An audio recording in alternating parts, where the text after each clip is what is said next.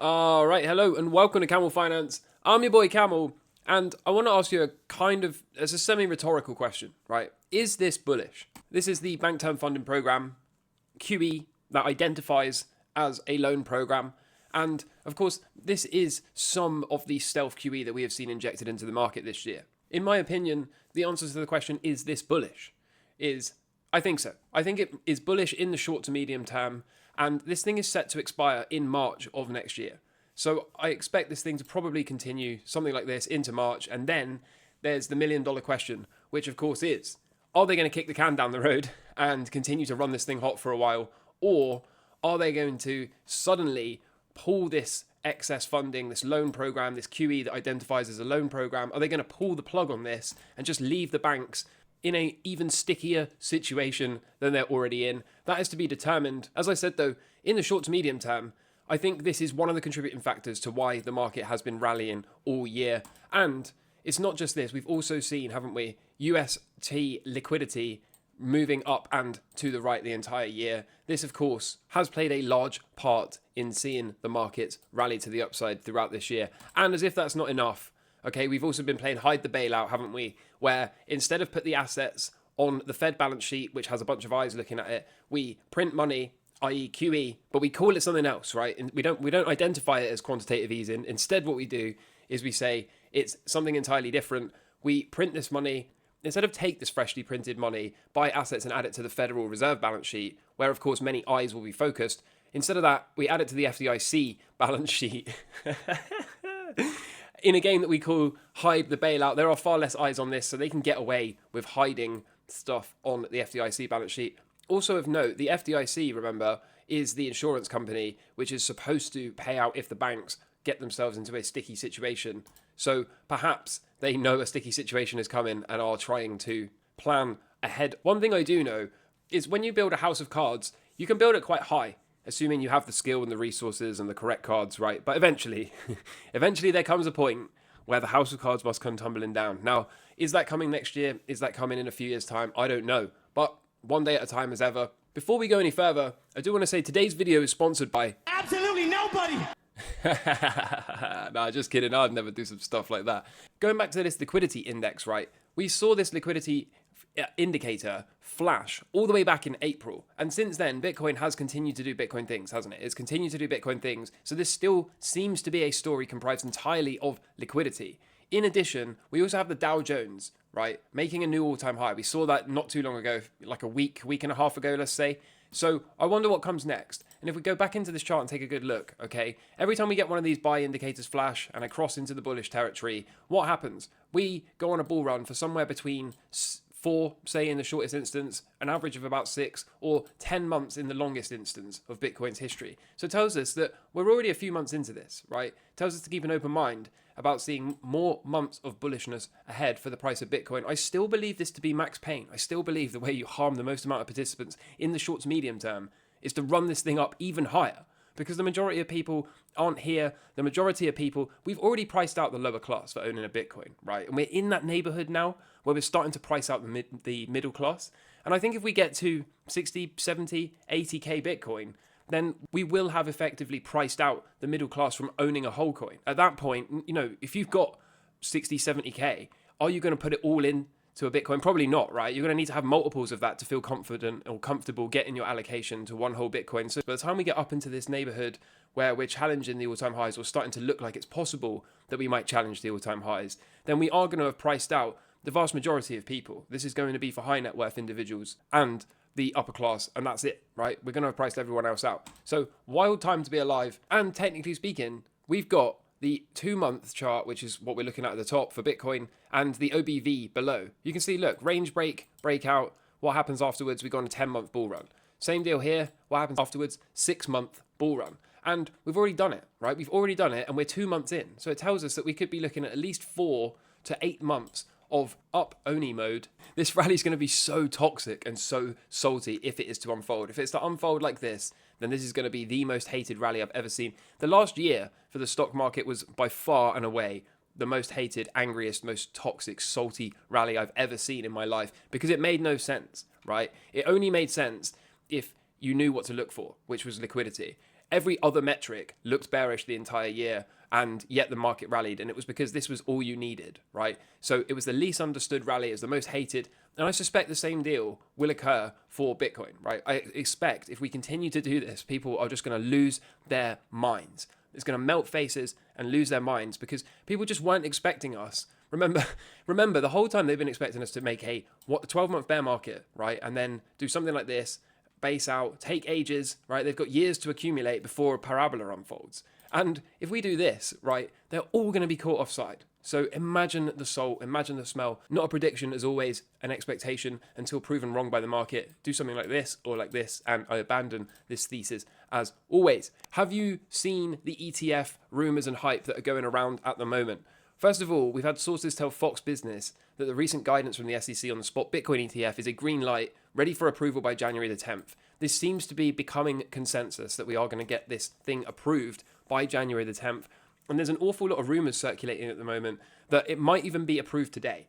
And the reason for that is this is the last trading day before Christmas, of course. And then what's likely to happen if they were to approve it today is it would be buried in amongst a bunch of news. People won't really be paying attention to the news as much. So they might be able to sort of bury this in there and not disturb the price too much. There's a lot of people also speculating at the moment that between the Christmas and the New Year period, they are not going to be at their desk, they're not going to be doing too much approval work during that little lull period in between Christmas and the New Year. So the consensus at the moment seems to be we're either getting this thing approved today or it's going to be approved somewhere between the 2nd or the 3rd and the 10th of January. Either way, we are apparently closer than we've been before. A lot of people still seem to think that this is a sell the news event. I don't really think so at this point. I think that ultimately we will be able to look back and say the launch of the ETF possibly marked the top or near the top. But I think, again, all these other signs are pointing. I can't talk today. What is wrong with me? All these other signs are pointing to seeing major upside for the price of Bitcoin over the holiday period and into the new year, and possibly even for multiple months before that, well into Q1 of next year. Unless all of these technicals and indicators and on-chain metrics and everything else that I've been showing over and over again, unless all of them are about to break down and fail, then from my perspective, up only seems to be the thing. And that means, from a technical perspective, even if the ETF is approved and people think it's a sell the news event, it's probably going to continue to be one of those rare buy the rumor, buy the news events. Speaking of Bitcoin ETFs, I really like this. I think this is way better than everything else that we've seen so far. So Max Kaiser's talking about how we are looking into a Bitcoin ETF in El Salvador, and that is going to allow Bitcoin in and out of the ETF. So this will be a unique product for the world. All 13 Bitcoin ETFs on the waiting list at the moment are cash in, cash out. So they're just fiat versions of Bitcoin, paper Bitcoin. El Salvador is talking about having a Bitcoin ETF where you can deposit and withdraw physical Bitcoin. So that's way better in my opinion. And I wonder if this could eventually become the template. My intuition says no, because these institutions probably want to keep all the Bitcoin for themselves and don't want people to self-custody their own Bitcoin. But I would imagine most of you guys, most of the people that are here early, would be far more comfortable holding and trading a Bitcoin ETF if it was deposit and withdrawal enabled. So let me know what you think about this. I thought this was way better than a standard Bitcoin ETF. And personally, I hope to see more of these coming in the future. Kind of crazy tweet here from Max Kaiser, right? Bitcoin hash rate has increased more than 100% a year. That's just data. That's just the facts. We have seen hash rate on a tear all year this year. But the implied hash adjusted price for Bitcoin sits at $330,000. So another massive prediction for where the top for Bitcoin could possibly be.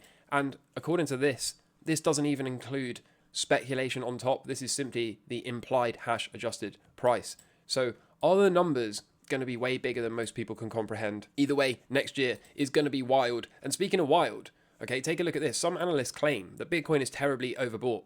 But in fact, the monthly RSI is currently at the sweet spot where previous bull markets have greatly accelerated their advances. So it's not a prediction, just pointing something out. Again, it's yet another metric, isn't it, that shows where we are at the moment at the hard right edge is very similar to the last few times that we saw parabolic advances for the price of Bitcoin. Again, another thing that points to keeping an open mind about better than expected outcomes for Bitcoin. And I'd like to take this opportunity to quickly point something out, okay?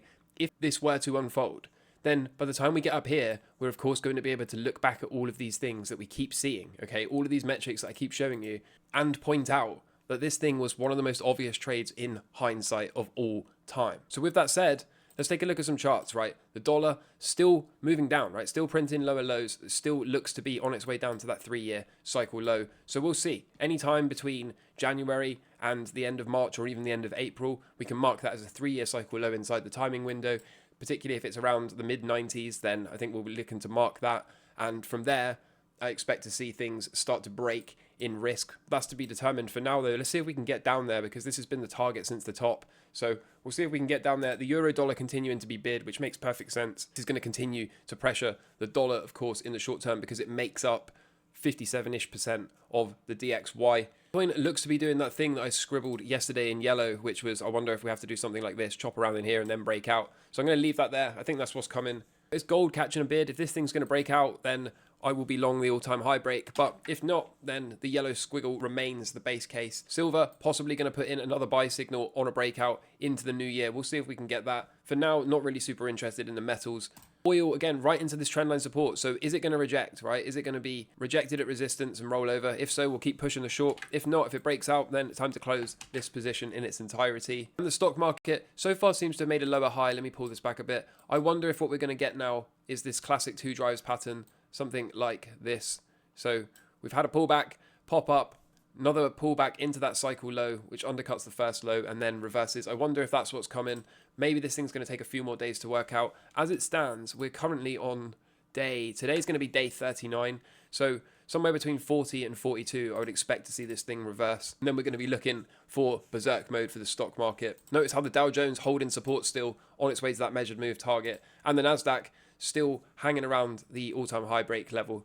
So long and strong continues to push, right? VIX, I think that's probably the high for this little spike. Maybe we get some kind of double top show up and then a rollover. But either way, I think it's been a fantastic year.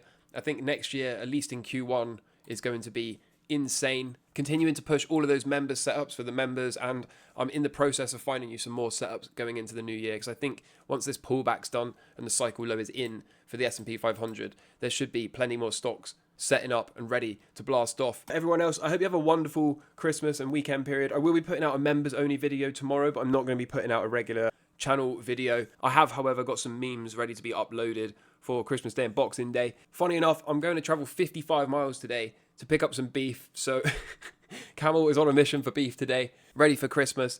And other than that, I'm going to be winding down. It's been a fantastic year. Going to continue to push all these trades, as I said, and I'll update you sometime around the 27th or the 28th, I think. So in the meantime, have a wonderful holiday period. Have a fantastic weekend. Thank you for being part of what has frankly been an incredible year. Thank you for all of the support, all of the memberships, all of the people that come in and comment every single day. You know who you are, and I know who you are, and I really appreciate it. So until then, have a wonderful holiday period. All the best from me. Take care. Cheers. Bye.